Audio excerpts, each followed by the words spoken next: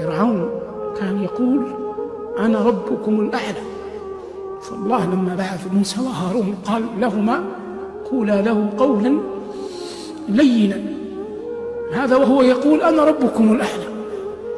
فكيف بعبد أظلم عليه الليل كأي شاب منكم، واصنعها الليلة، أطفأت النور لتنام، ثم أخذت فراشك، ثم تذكرت جلال الله،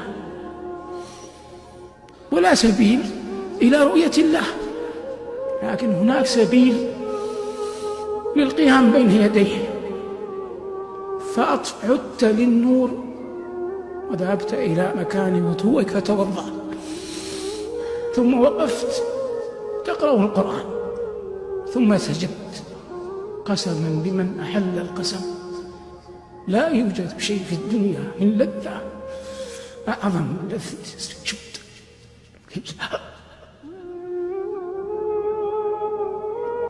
الله يقول لنبيه وتوكل على العزيز الرحيم الذي يراك حين تقوم وتقلبك في الساجدين. وقال ربنا يوم يكشف عن ساق يدعون إلى السجود فلا يستطيعون خاشعة أبصارهم ترهقهم ذلة وقد كانوا يدعون إلى السجود وهم سالمون. أنت الآن تدعى للسجود وأنت سالم، فحتى تستطيع أن تسجد يوم القيامة اسجد في هذه الدنيا اختيارا وأنت تريد وجه الله.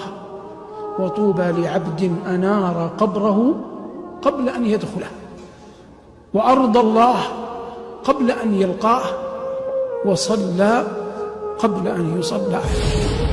لا يوجد شيء في الدنيا من لذة أعظم من لذة السجود.